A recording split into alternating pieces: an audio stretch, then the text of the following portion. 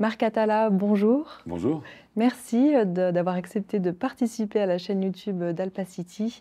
On va parler de création numérique, de technocapitalisme, mais aussi de vivre ensemble. Avant ça, est-ce que tu peux te présenter succinctement? Voilà, je m'appelle Marc Catala, donc j'ai 45 ans. J'ai dirigé pendant 13 ans un musée à Yverdon qui s'appelle La Maison d'Ailleurs, que j'ai quitté l'année passée. J'ai créé un festival à Yverdon qui s'appelait Numérique Games, que j'ai également quitté l'année passée.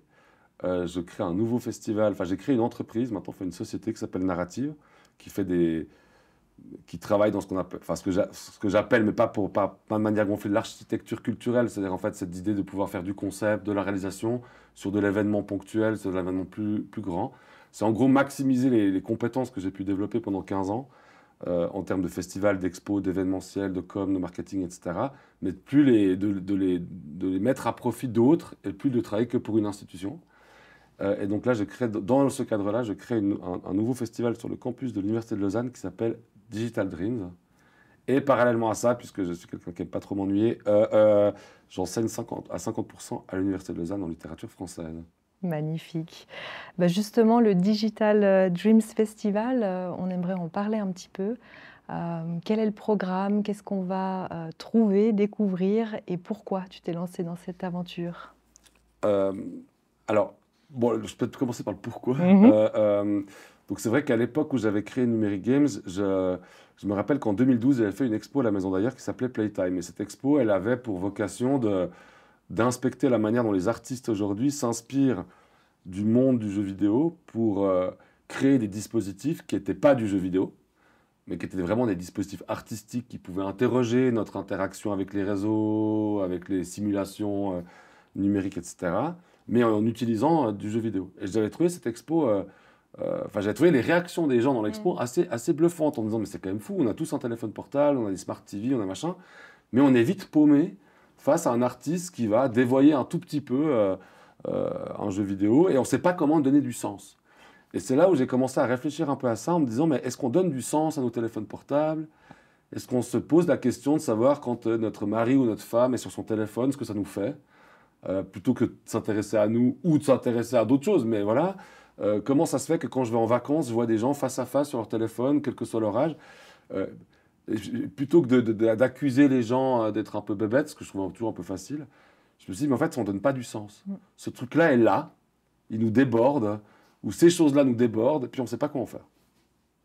Et c'est là où je me suis dit, tiens, on pourrait créer un festival. Pourquoi un festival? Parce que dans un festival, on déambule, puis il y a le côté un peu fun, etc. Et donc, on a un accès différent aux technologies ou aux œuvres que si on est face à ça dans un musée, par exemple, ou même dans un forum entreprise. Donc, c'est là où j'avais eu cette idée de Numérique Games en disant, euh, et si je réunissais plein de trucs, parce que comme je suis à moitié oriental, j'aime bien tout ce qui est un peu des cavernes d'Ali Baba. Donc je me suis dit, on va réunir plein de choses autour du numérique, des jeux vidéo, mais aussi des perfos artistiques, de la musique, des entreprises qui proposent des produits particuliers, des ateliers. Enfin bref, on va créer une sorte de caverne d'Ali Baba, qui est une image que j'ai utilisée il n'y a pas longtemps, autour de la créativité digitale. Sous-entendu, ben, d'un coup pour les gens, je suis face à plein d'éléments créatifs, alors que dans mon quotidien, finalement, c'est plus standardisé. Mhm.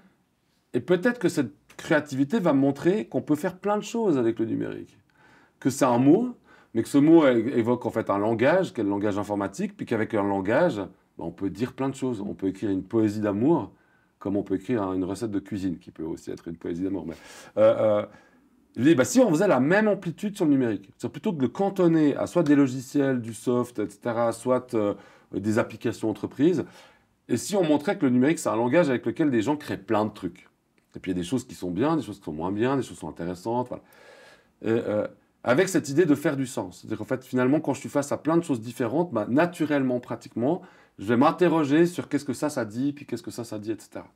Donc ça, c'était l'idée initiale de Numérique Games, qui est évidemment la même que celle de Digital Dreams, si ce n'est que dans Digital Dreams, j'ai voulu augmenter la dimension de communauté. C'est-à-dire je me suis dit, bon, maintenant, j'ai l'impression que les gens, enfin en tout cas pour ma part, je pense que je peux plus facilement faire du sens avec ça. Je peux aussi plus facilement en parler avec les gens. Et je vois quand même, parce que comme j'enseigne à l'UNIL, j'ai pas mal de jeunes, je vois que les jeunes générations qui ont grandi, hein, les digital natives, ils ont grandi avec ça, ils arrivent assez ils sont un peu meilleurs que nous quand même pour faire du sens. Ils se rendent compte quand ça leur prend trop de temps, puis que ça va pas du tout. Enfin, ils ont plus ce discours autocritique, en fait. Donc je me dis maintenant, ce qui manque encore, c'est le vivre ensemble. C'est sympa d'avoir tout ça, mais il faut commencer à faire société à l'ère du numérique. Et c'est ce que j'ai voulu faire dans Digital Dream, c'est-à-dire de pouvoir continuer sur cette veine que j'aime bien, c'est-à-dire montrons plein de choses différentes, mais essayons d'axer ces choses autour de communautés différentes qui vont se réunir dans le cadre du festival, puis il y a pire comme cadre pour rencontrer des gens. Mais quand même, c'est cette vocation qui est de dire, il y a quand même vraiment des enjeux sociaux aujourd'hui ou sociétaux importants. Qu'est-ce qu'on fait avec ça? Comment on éduque nos enfants? Comment on fait en classe? On a bien vu le scandale ChatGPT l'année passée, où d'un coup, le milieu de l'enseignement, on se dit, on va faire comment avec ce truc? Ce qui est une question légitime. Mais on voit bien qu'on n'est plus sur une question seulement personnelle, mais sur quelque chose de beaucoup plus collectif. Et donc, c'est pour ça que je me suis dit, et si on crée ensemble le rêve? Le Dreams du Digital Dream, c'est pas que le numérique, c'est le rêve, parce que non. Mais le rêve, c'est de dire une collectivité qui se dit on va s'emparer de ces technologies, comme on s'emparait de la technologie du livre durant la Renaissance, pour faire société avec ça. Mais ça suppose un moment où on se rencontre, on discute, et puis c'est pas que les gamers qui se rencontrent, c'est pas que les entreprises, il faut mélanger tout ça. Et je me suis rendu compte qu'en Suisse, on ne mélangeait pas. Voilà. Et ça, c'est un truc que je comprends moyennement. Moi, en tant qu'être humain, j'aime parler avec des gens qui soient gamers, artistes, entrepreneurs. Enfin, cette étiquette ne m'intéresse pas en soi, parce qu'elle va juste évoquer des compétences que j'ai pas, et sur la base de laquelle on peut commencer à discuter. Mais si on dit que le numérique, c'est la propriété, la chasse gardée des entreprises, bah, ça m'ennuie. Inversement, si on me dit que le numérique, c'est la propriété privée du gaming, ça m'ennuie. Donc j'avais envie de dire, bah, si on mélange tout ça, et donc ça répond à la deuxième question, c'est en fait la programmation, c'est un mélange. Donc il y a des concerts, donc au sens de la musique électro, parce que dans la musique électro, il y a ce lien avec ce monde du robot, du numérique, hein, ces bits comme ça, cette espèce d'humain qui devient un peu scandé, qui est très différent d'une valse par exemple, hein, beaucoup plus romantique comme ça. Mais c'est la musique de notre temps. Mais en même temps des performances artistiques, comment des gens jouent avec le numérique pour produire des expériences émotionnelles chez les gens. Du jeu vidéo, mais on tourne un peu, on dit, bah voilà, comment le jeu vidéo peut devenir un lieu de rencontre entre parents, grands-parents et enfants. Il y a des trucs très simples à faire, hein, ça marche assez bien. Puis des ateliers, comment devenir acteur du numérique. Donc là, d'un coup, on va faire ça. Puis des conférences citoyennes, donc grand public, où les gens peuvent commencer à discuter avec des spécialistes, moins en mode conférence plénière, mais plus en discussion. Puis donc je crée un programme un peu en spirale où je dis bah je pars de ça, puis ça, puis ça, puis ça, puis je prends des artistes comme je connais beaucoup le monde artistique, bah, d'un peu de partout. Puis je mélange ça avec des écoles vaudoises, puis je mélange ça avec des gamers, puis tout ça, ça va faire une espèce de truc un peu fourre-tout. Et en fait, c'est cool. Comment tu arrives à attirer justement tous ces profils? Je pense notamment aux entreprises. Comment tu les attires? Comment tu fais le lien avec tout ce monde artistique? Bon, je ne sais pas si je les attire, c'est en tout cas une volonté.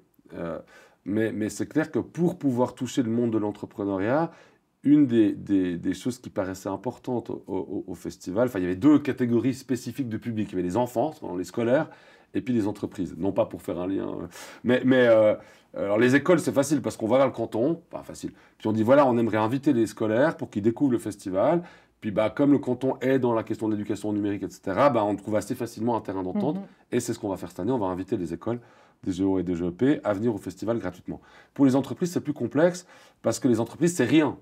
Enfin, les entreprises, c'est des gens. Puis ces gens, bah, ils sont dans 20 000 sphères différentes.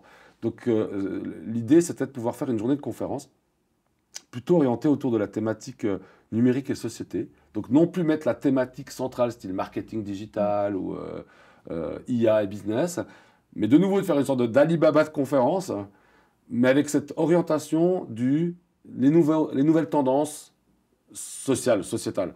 Vers quoi on va, pas juste pour se faire du fric, hein, ça on a vu les limites de ça, hein, ça a quand même bousillé notre planète, mais aussi pour comment est-ce qu'on peut aujourd'hui vivre ensemble avec tout ça, en sachant qu'on a besoin des entreprises, puis qu'eux, ils ont besoin de clients. Donc, voilà. Et donc c'est là où l'idée d'une journée entreprise, dont on n'a pas encore tout à fait trouvé le titre, pour être tout à fait honnête, mais on est parti pas mal sur Digitalks, qui est de dire, mélangeons, on fait une journée mélangée en termes de thématiques, donc plusieurs thématiques différentes pour intéresser plusieurs types d'entreprises, mélangeons les formats, donc format conférence, format workshop masterclass, format meet matching, puis après réunion dans le festival quand même, hein, un peu de networking, mais dans un cadre où il y a déjà d'autres communautés qui sont là. Donc ça, c'était pas mal. Puis c'est ça qu'on espère, parce qu'il y a quand même un espèce de pari qui va intéresser les entreprises en disant, bon, il y a ça, il y a plein de choses différentes, donc déjà, c'est pas mal intéressant. Puis après, il y a un petit moment sympathique de réseautage, pourquoi pas. Puis c'est sur le site de l'UNIL, donc je peux aussi peut-être potentiellement rencontrer la relève, hein, les nouveaux entrepreneurs, les nouveaux étudiants qui vont se lancer dans l'entrepreneuriat bientôt, autour de programmes spécifiques à l'université pour l'entrepreneuriat.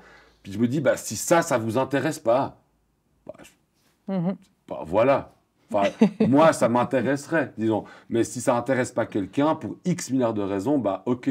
Mais on a essayé de maximiser, mais plus par conviction que par stratégie, de maximiser la possibilité à n'importe quelle entreprise, bah, vaudoise en particulier, plutôt pour des questions de distance, hein, de se dire, ah ouais, bah tout m'intéresse pas, mais ça, je trouve cool, puis j'ai peut-être envie de voir ce que c'est. Et donc de surprendre un peu, parce que pour moi, cette surprise, enfin, l'étonnement, c'est comme la condition de la curiosité de tout ça. Donc, si on arrive à venir toucher ça, on touche quelque chose qui nous unit tous, en fait. Parce que tous les êtres humains ont la faculté d'être étonnés. Voilà, donc c'est un peu ça. C'est très beau, ça. Ouais, après, il faut l'activer. Mais on a tous, les enfants, on voit bien à quel point ils sont étonnés tout le temps. Mais après, il y a des adultes qui perdent un peu ça. Je suis assez convaincu qu'on peut le retrouver facilement si on l'a perdu, mais qu'on ne le perd jamais définitivement. L'étonnement. J'ai l'impression en Suisse que l'art, finalement, est assez séparé du business ou de l'économie. Pourquoi, selon toi? Et tu l'as dit un petit peu, ça apporterait beaucoup de bénéfices. Comment on pourrait encourager les entreprises à vraiment investir, finalement, dans cette créativité numérique pour leur propre business? C'est une question difficile, mais bonne. Bon, je ne pourrais pas dire tous les paramètres qui font que l'art est aussi éloigné de l'économie. Je pense qu'il y a des paramètres historiques, c'est-à-dire la créativité, on va dire, artistique a souvent été vue un peu à part. Hein. On a ces mythes de l'artiste du typique 19e siècle, c'est un peu à part, hors du monde. Après, il y a souvent des questions liées avec le financement. L'art, souvent demande du financement, mais la rentabilité. Donc je pense que le paradigme économique n'encourage pas le rapprochement, puisqu'il est basé sur la rentabilité et la plus-value. Donc là, d'un coup, on se dit, bon. Je pense que d'un autre côté, les artistes peuvent avoir ce sentiment que s'ils sont financés, ils doivent l'être à condition de garder une autonomie absolue. Alors que même Michel-Ange, quand il peint la chapelle Sixtine, il est commissionné pour faire ça. Hein. Donc là, je pense qu'il y a aussi un petit problème du côté artistique, d'avoir pensé que si qu'on vous foute la paix, alors qu'en fait, c'est pas perturbé. Hein. On sait qu'aujourd'hui, un roman, quand il sort, il est relu, corrigé par l'éditeur. Enfin, c'est pas le jet de l'artiste comme ça. Donc je pense qu'il y a aussi des phénomènes de ce type-là. Il y a la question de l'utilité de l'art. L'art, c'est très longtemps, hein, depuis le 19e siècle, l'art pour l'art dit on est inutile, ce qui n'est pas vrai, mais on s'est un peu monté le bourrichon avec ce truc. Donc d'un coup, pourquoi est-ce qu'on devrait être en lien avec le milieu économique, voilà. Puis le milieu économique peut-être, mais en tout cas je l'ai souvent entendu dans ma carrière muséale, c'est un peu oui, mais bon, le milieu de l'art, en gros les mecs ils savent pas bosser, quoi. Parce que c'est pas rentable. De nouveau, c'est l'objectif qui va juger la pratique. Et donc finalement, cet ensemble de phénomènes, plus sûrement plein d'autres, hein, bourgeoisie, tous ces trucs-là, ancienne bourgeoisie et autres, fait que c'est des milieux qui sont effectivement assez hermétiques l'un à l'autre. Je me rappelle d'un forum sur l'économie vaudoise il y a quelques années qui avait été organisé sur la thématique économie et art, hein, justement, ou économie-culture. Moi, j'ai jamais vu ces deux domaines comme antagonistes. Mais il faut être empathique. C'est-à-dire un artiste ne peut pas demander à une entreprise de financer son travail, point. Parce qu'il doit comprendre que l'entreprise, pour qu'elle puisse financer quelque chose ou participer à la financement, elle va potentiellement attendre quelque chose. Et c'est pas mal. Parce que si je demande à l'artiste de me financer un truc de son propre argent, peut-être qu'il me dirait non, en fait. Donc je dois être en dialogue. Et puis inversement, l'entreprise peut, elle, on le sait bien, à la Biennale de Venise, la moitié des œuvres, elles sont commissionnées par des privés. Donc il y a quelque chose en termes d'image, on crée des valeurs. Aujourd'hui, une entreprise, moi je comprends, une entreprise vaudoise, pour pas prendre des grands groupes, s'associer avec des artistes, c'est s'associer à des valeurs. Et dans les clients qu'une entreprise a, si elle veut mettre en avant ses valeurs, alors dans un pays comme la Suisse qui a cette tradition du patronat, etc., on a l'impression que la seule valeur qui tienne, c'est celle du travail. Et donc la précision, la rigueur, l'excellence, etc. Or, dans le monde d'aujourd'hui, j'ai l'impression que, et peut-être même dans le monde humain, personnel, moi, je ne juge pas la valeur de quelqu'un que sur sa productivité. Il y a plein d'autres... Il y a tout ce qui est symbolique. Et le symbolique, le milieu artistique, c'est le symbolique. Le symbolique, il va aussi concourir à ces valeurs. Et j'ai l'impression que marcher dans la main, c'est d'abord se mettre d'accord. C'est pour ça qu'on ne parle pas le même langage. C'est se mettre d'accord sur comment chacun peut bénéficier de l'autre sans avoir le sentiment d'utiliser ou d'être utilisé. Et je pense que là, il y a une confusion. Si je paye un artiste, oui, quelque part, je peux donner l'impression que je l'instrumentalise. Mais si je le paye parce que je respecte son travail, parce que j'ai envie d'en faire bénéficier mes clients, parce que je crois dans les valeurs de ce travail, j'ai une plus-value symbolique. Mais si je le fais parce que c'est l'artiste traîne du moment, parce que c'est la mode ou que sais-je, là, je l'instrumentalise, l'artiste ou le collectif d'artistes le sent. Après, il peut quand même accepter parce que finalement, ça lui fait des rentrées d'argent. Mais moi, je trouve bizarre qu'on n'utilise pas plus le symbolique dans une activité d'entreprise, alors que dans notre vie de tous les jours, on consomme des séries TV symboliques, on lit des romans symboliques, on va voir des expos symboliques, on va au cinéma symbolique, on joue à des jeux vidéo symboliques, on lit de la BD symbolique, on raconte des histoires symboliques, on écoute des histoires, enfin, on passe notre temps dans le symbolique. Et c'est comme si d'un coup, dans le milieu de l'entrepreneuriat, il n'y a plus de symbolique. Évidemment non, c'est aberrant. C'est se couper de ce qui fait l'humain, de ce que l'humain est, c'est-à-dire quelqu'un qui est entre le matériel et le symbolique. Si on prend le parallèle avec les États-Unis, qui ont moins de fonds pour la culture, par exemple, fonds étatiques, quel est finalement, si on observe la manière dont s'organisent les États-Unis, quel est l'impact sur l'art qui est produit? Bon, déjà, les États-Unis, c'est quand même grand. Hein. Tu as raison, ouais. Mais tu as raison, la question est pertinente. Moi, ce qui m'intéresse, ce que je trouve intéressant dans le modèle anglo-saxon, c'est que cette idée d'entrepreneur culturel, c'est-à-dire que le lien entre culture et entrepreneuriat n'est plus seulement un lien, on va dire, accessoire, type je monte une expo, j'ai besoin de soutien financier pour qu'elle puisse exister, bon, j'ai de l'argent public qui arrive, mais peut-être que si je veux plus d'amplitude, avoir de l'argent privé. Bon. Mais je n'ai pas le sentiment d'être un entrepreneur, j'ai l'impression de chercher des moyens financiers pour monter un projet culturel. Ça, c'est très suisse comme ça.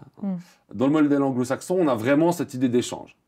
Et donc forcément, on a les directeurs de musées ou autres sont souvent des entrepreneurs culturels. Donc ils vont chercher des choses. On est vraiment dans la question du marketing. Et puis de dire, nous, notre produit, il a une valeur ajoutée pour votre entreprise, ce qui est vrai. Puis vous, votre entreprise, elle a une valeur ajoutée pour notre exposition, ce qui est vrai aussi. C'est ce qui fait que quand tu vas dans les musées américains, souvent, tu vois les donateurs privés, il y a un paquet comme ça. Et en plus, ils ont suffisamment compris ça pour faire en sorte que les nouveaux projets... Alors, je ne dis pas qu'ils ne sont pas sérieux, hein, mais les nouveaux projets sont pas mal sollicités. On aime bien ce qui est nouveau en Suisse. Quand tu as un nouveau truc, c'est la galère. Tu attends que les gens aient fait leurs preuves. Là, on voit bien le modèle économique. Hein. On attend, alors qu'en fait, on dit, mais non, les plus créatifs, c'est au début. Parce qu'au début, on ne sait pas encore trop où on va. Après 10 ans, il y a tellement de contraintes que d'un coup, soudainement, on voit bien dans les grands festivals. Et je le comprends bien pour avoir fait, non pas un grand festival, mais être rentré dans ce process, au bout d'un moment, de dire, mais il y a tellement de paramètres que je ne suis pas sûr d'avoir envie de bousculer le truc tout le temps comme ça.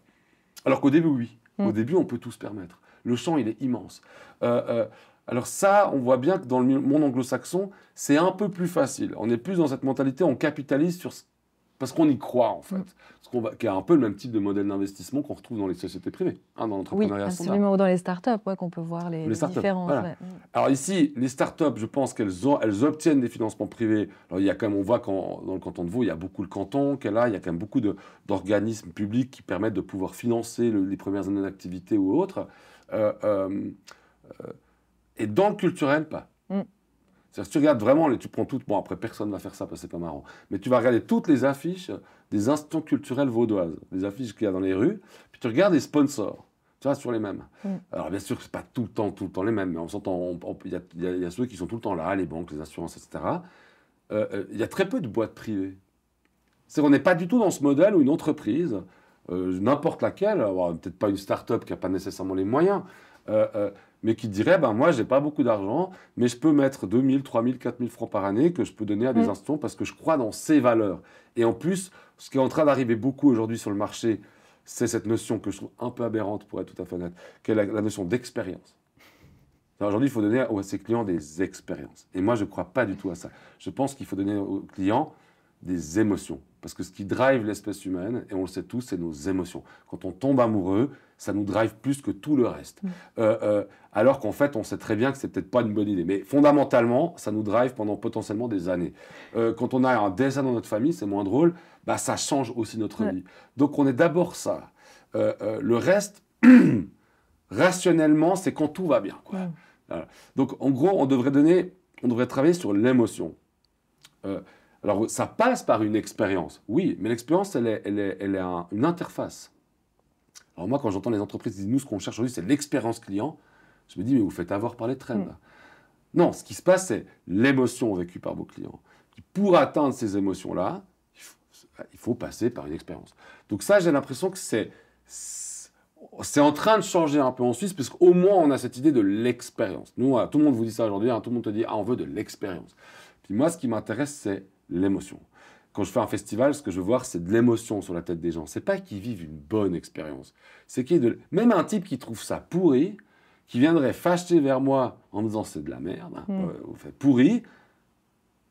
Bah, je me dis, tu as vécu une émotion. Il a eu une émotion. Ouais. Et depuis là, on peut faire quelque chose. Alors, on peut faire rien, mais on peut en discuter, je peux changer, mais il y a eu quelque chose. Le pire, c'est l'indifférence, c'est celui qui ne vient pas. Donc je crois qu'aujourd'hui, c'est à mon avis l'émotion qui est quand même le point commun à tous les êtres humains sur Terre, ou un des points communs à tous les êtres humains sur Terre, et au moins on a ici, bizarrement, on a un dialogue possible égal. Parce qu'on a tous... Voilà.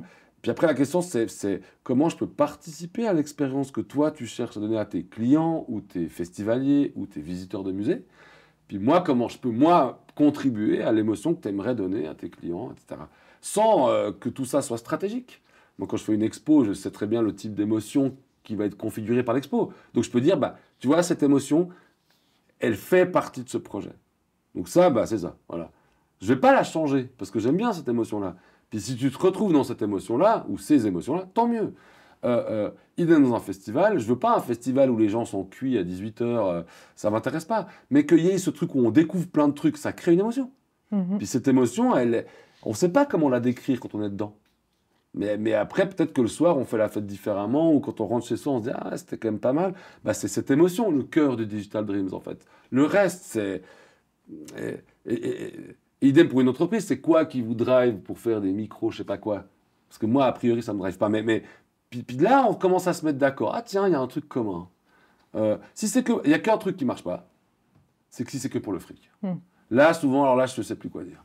Mais si tu réduis ton existence à ça, je trouve ça un peu triste. Ouais. Parce que de toute façon, c'est cette phrase de Charlie la chocolaterie, faisant des références un peu hautement louables, qui dit ce qu'il y a de plus sur Terre, c'est l'argent, donc c'est ce qui est le moins important. Ce que je trouve être assez vrai. Et donc, pour moi, le type qui me dirait, moi, mon business, c'est juste pour le fric, je dirais, bah, je crois qu'on ne va pas pouvoir se parler.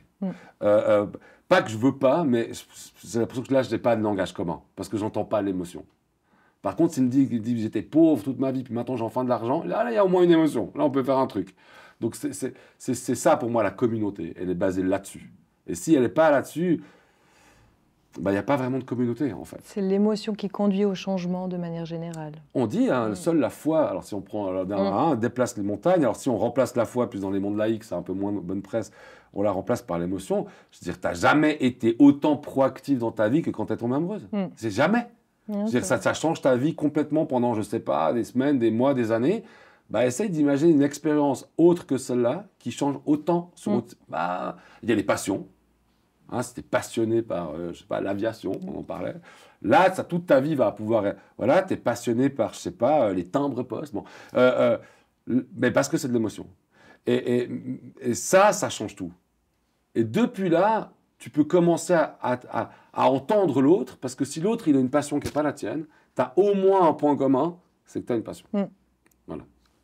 Ouais, c'est que tu vis des Enfin, dans le choses sens que où tu as tu vis envie de un truc partager. et Ouais, que ouais. l'autre va forcément Mm. comprendre, même s'il ne Mm. comprend pas l'objet de ta passion. Il dit, ouais, bon, moi, les timbres-poste, moins. Mais par contre, je vois tout à fait ce que ça veut dire, avoir une passion. Et c'est la même chose avec les phobies ou ce genre de trucs. C'est pas toujours que du positif, mais tout ce qui est profondément émotionnel, Mhm. euh, euh, euh, c'est quand même l'endroit où on a le plus d'atomes crochus avec les autres. On peut tout le temps parler de ça. Mais Je- bizarrement, on n'en parle pas tant que ça. Mm. Hein. Vous allez voir un film, tu dis pas comment il t'a profondément troublé, sauf à tes proches. Tu diras, ah, c'est sympa, le montage, j'ai trouvé ça cool. Ça. Alors que moi, je m'en fiche. Ce qui Mm. m'intéresse dans une histoire, c'est ce que ça m'a profondément fait. C'est pas si c'est bien foutu. Ça, c'est pour les intellos. Après, on peut Mm. analyser ça. Mais ce qui m'intéresse, c'est d'abord qu'est-ce que tu as vécu. Et si tu n'as rien vécu, bah, c'est que le film va jamais être intéressant, même si on te démontre par A plus B que le réalisateur, c'est un génie. Voilà. Je cherche le nom de ma référence, mais je ne vais pas le retrouver. En tout cas, il a écrit tout un livre autour de qu'on arrivait dans le siècle de l'émotion. Mhm. Et je suis assez Ce qui est d'accord tr- avec ses propos. Mais tu vois, ce qui est triste avec ça, c'est comment ça se fait qu'on ne l'ait pas été avant. C'est-à-dire là, on Ouais. voit une des conséquences du rationalisme. C'est-à-dire qu'au XVIIIe siècle, quand Voltaire et Rousseau lisent des livres dans les salons parisiens, ils pleurent. Hein. Ouais. C'est-à-dire qu'ils expriment une émotion très forte. Alors évidemment, on n'a que leur écrit. Donc on sent plus ça. Mais c'est des gens qui sont à fleur de peau, bon, ils ont que ça, hein, sûrement. Mm. Bon, et la vie n'est pas hyper marrante au XVIIIe. Non. Donc ils ont ce truc de partage d'émotions qui, après, ils arrivent à l'abstraire dans des récits ou des ouvrages philosophiques. Goethe, c'est quelqu'un qui pleure. C'est pas quelqu'un qui est là, un peu en mode hyper rationaliste. Et je pense que le rationalisme des Lumières a fait beaucoup de mal, non pas à la société, parce que ça nous a amené plein de trucs, par exemple des caméras qui nous filment aujourd'hui, La mais douleur, on a plus mal aujourd'hui. voilà. Très important. Par contre, on ne sait plus comment parler de nos émotions. On est vite paumé, alors que nos enfants, on voit bien qu'ils sont tout le temps là-dedans. Et le pire, c'est qu'on leur dit, ah, mais il faut pas pleurer en public. Mm. Et on se dit, mais faut pas faire ça. C'est le seul truc qu'ils auront toute leur vie, c'est ça. Et là, je pense que revenir un peu à l'émotion, c'est qu'on s'est juste perdu pendant un moment, quoi.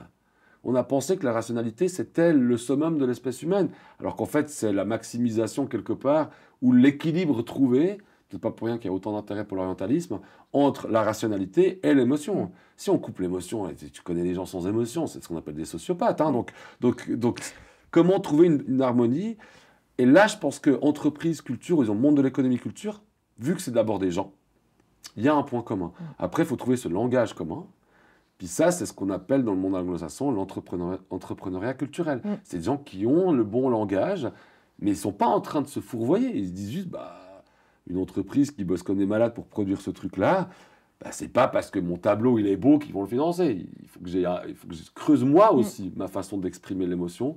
Et pourquoi ça peut intéresser un tiers? Tu parlais tout à l'heure du vivre ensemble dans ce monde technologique, numérique. On parle de créativité numérique d'ailleurs. Comment on continue ce vivre ensemble? Quels sont les enjeux et qu'est-ce que potentiellement le festival pourrait nous amener comme piste de réflexion sur ce vivre ensemble? Bon, déjà, le festival, il n'a pas une ambition planétaire. Hein. Enfin, je veux dire, en gros, On pourrait, pourquoi pas, on fait à l'américaine. dans 47 ans. Non, c'est en fait, ce que je veux dire, c'est que son rôle, il est quand même relativement minime. C'est une première édition. Le but, c'est de le développer, évidemment, mais ça suppose aussi que les gens gardent avec eux des choses et pas qu'on soit dans une consommation instantanée. Ce qui est quand même un peu le problème du présentisme aujourd'hui. On prend, on est content, puis après on oublie.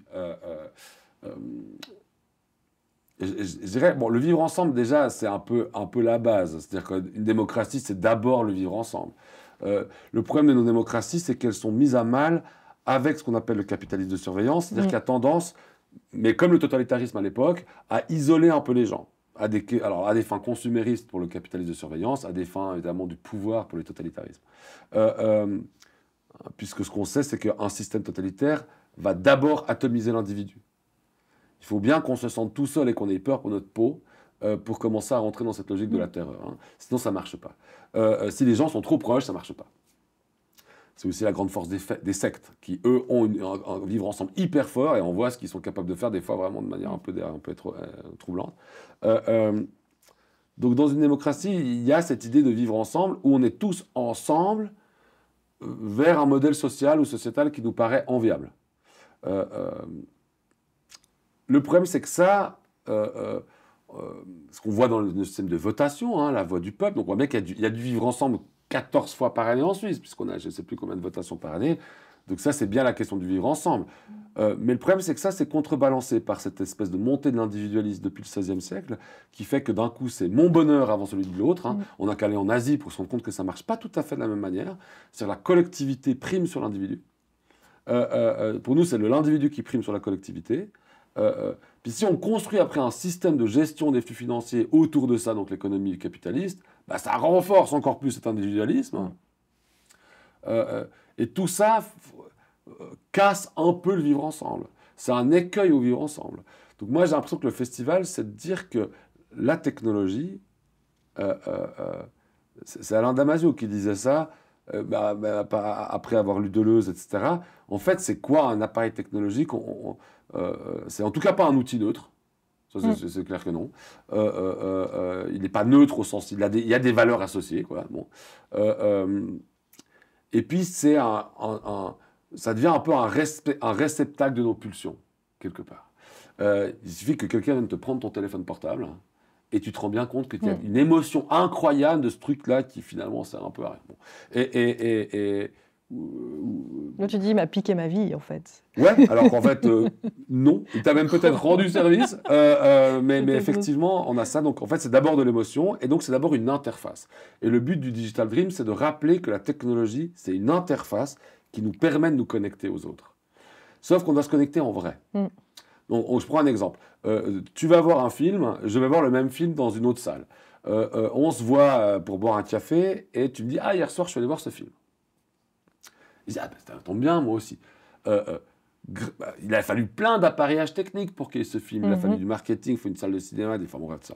Mais si ce moment-là nous permet d'échanger ensemble sur ce qu'on a éprouvé dans le film, finalement, le film devient une sorte d'excuse pour parler et échanger avec quelqu'un qu'on apprécie. Et en cas de désaccord, idem. Voilà. Donc d'un coup, on se rend compte que c'est plus le film qui importe, c'est ce qu'il est venu, en gros, éclairer en nous, quelque part, et qu'on ose ou non partager. Alors, avec nos proches, souvent, on ose, mais voilà, au niveau plus grand, pas. Donc pour moi, le festival, c'est ça, c'est je prends de la créativité, donc de gens qui utilisent les technologies pour des trucs créatifs, et je prends des trucs hyper diversifiés. Ce qui m'amène chaque année des problèmes, parce qu'évidemment, quand tu invites un DJ, par exemple, il te dit oui, mais c'est pas un festival électro. Il dit non. Et il comprend pas qu'il y ait des jeux vidéo à 50 mètres, ou inversement. Enfin. Et il dit mais c'est ça qui est important. C'est que toutes ces choses-là, indépendamment de la qualité du produit, quelque part, elles ont le potentiel de créer du vivre ensemble. Parce que justement, elles sont diversifiées. Et c'est ce que j'ai toujours aimé dans le festival, alors à l'époque à Yverdon, puis bien dorénavant à Lausanne, c'est de voir des gens autour d'un objet technologique se parler, rire, essayer des trucs. Ça. Je me dis, tiens, d'un coup, enfin, il reprend sa vraie place, c'est-à-dire une interface. Il y a moi, il y a une interface, puis il y a l'autre. C'est pas une interface entre moi et le monde simulé. Ça, c'est presque un peu, on s'est fait avoir avec ce truc. C'est une interface entre moi et l'autre. Le livre, qui est un objet technologique quand même, mais old school, c'est une interface entre moi et l'autre. C'est pour ça que dès que le livre se répand au XVIIe, XVIIIe siècle, on fait des salons, il n'y a quand même pas beaucoup de gens qui lisent, et les gens échangent autour de leurs livres, des livres qu'ils lisent. C'est pas un truc qu'on lit tout seul dans son coin ou sur la plage. C'est un truc qu'on échange, on s'écrit, j'ai lu ça. C'est d'abord une interface entre deux humains potentiellement. Donc moi, la technologie, c'est ça. Et idem pour les entrepreneurs. C'est là où on voit que d'un coup, le langage, si on change juste le prisme ou la focale, continuer à produire cet objet, un drone, voilà, c'est votre taf, quoi. C'est ce que, voilà. Ça rend service à je sais pas, des paysans pour surveiller des hectares ou je sais pas quoi. Oui, mais ça, c'est juste le début. La suite, c'est comment, depuis là, je vais pouvoir... Comment cette interface me permet d'entrer en contact avec des paysans, par exemple, de discuter avec eux de leurs contraintes que je ne connais pas, des cycles, enfin, je sais pas, des saisons.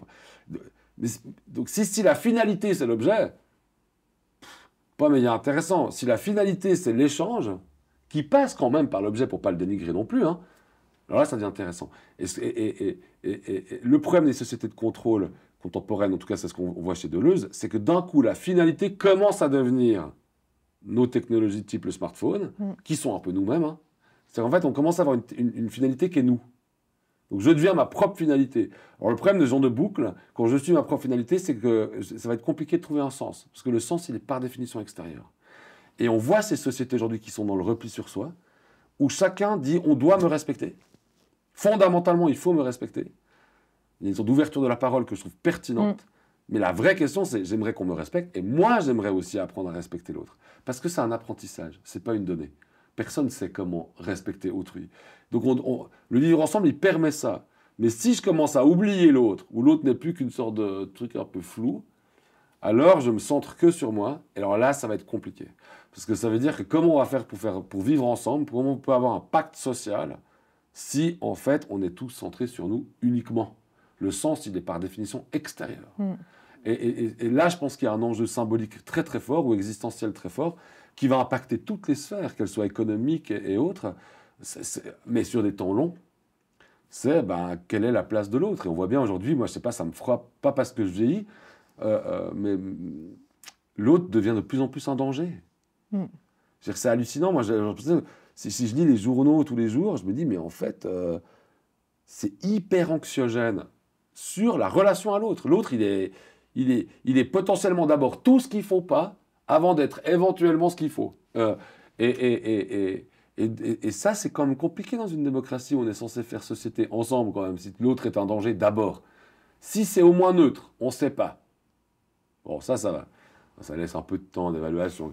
Mais si par définition, d'abord, il est un danger, puis il faut qu'il prouve, il est d'abord présumé coupable, il faut qu'il prouve son innocence, on arrive sur des modèles américains, présumé coupable. Moi, j'aime bien le présumé innocent. Après, je comprends très bien que dans certaines circonstances, on peut être un peu plus mitigé. Mais entouré de discours qui nous disent que l'autre est dangereux, etc., ça ne nous incite pas à aller parler avec les gens, disons, ça c'est sûr.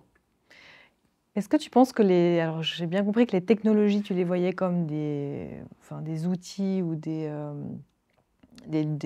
interfaces. Des interfaces, voilà, merci beaucoup.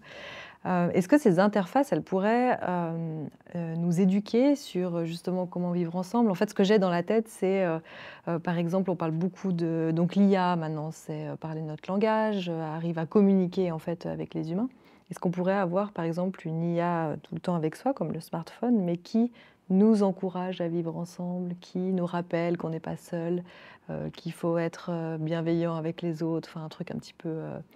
je sais que tu fais beaucoup d'imaginaire futuriste ou de prospective. Est-ce que ça c'est quelque chose qui serait envisageable si on prend un point de vue positif des technologies par rapport à ça? Alors, je pense que c'est... de toute façon, tout est un peu envisageable, on va te dire. Mais on peut s'interroger là-dessus. C'est-à-dire que parfois, c'est évidemment pas valable pour tous les cas de figure, mais parfois, je trouve que la technologie, elle est utilisée comme un palliatif d'une pathologie sociale. C'est-à-dire, tu vas dans une cour d'école, de manière assez grégaire, les enfants font communauté. Bon, alors évidemment, c'est pas politique encore, mais ils font communauté. Alors il y a le leader, ça se structure un peu. Puis quand ils sont petits, c'est jouer ensemble, mais pas avec les filles ou pas avec les garçons. Puis après, on commence à jouer avec les filles et les garçons, mais c'est d'autres. Voilà. Donc la société humaine, nous tous l'avons vécu, en tout cas entre 3-4 ans, disons, et 20 ans, voire plus pour ceux qui ont intégré des équipes, des apprentissages, des études, etc. Donc, ce qu'il y a de plus naturel à l'espèce humaine, c'est la socialité.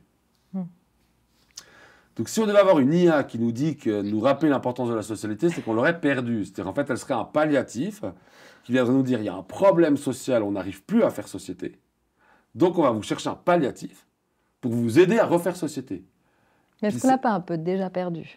Alors, en partie. D'où le fait qu'on pourrait commencer par se dire, mais si typiquement pour la responsabilité numérique d'une entreprise, si je développe cette techno, au-delà du fait que je peux me faire du fric, potentiellement, en fait, il faut quand même que je sois lucide et responsable, puisque je fais quelque chose dont je ne peux que m'en porter responsable, que je joue sur une pathologie sociale. C'est qu'en fait, je ne vais pas l'aider, cette pathologie. C'est pas vrai. Je vais juste profiter, alors même pas méchamment, parce que les gens ne savent plus faire communauté, pathologie. Alors je vais trouver un palliatif, une interface pour les aider.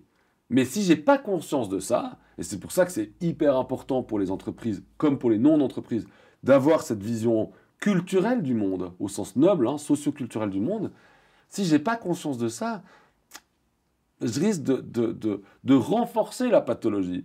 Parce que l'exemple que tu donnes, c'est ce qu'on a dans le film Her, par exemple, Mhm. hein, de Spike Jonze. Où d'un coup, le risque, c'est quoi? C'est que mon IA, au début, il va me dire, ah, faut que tu aies parlé, machin. Ouais, mais bon, très rapidement, ce qui va se passer, c'est que c'est pas elle qui va vraiment m'inciter, donc j'irai pas forcément, parce que je sais quand même toujours pas comment faire pour inciter. Voilà.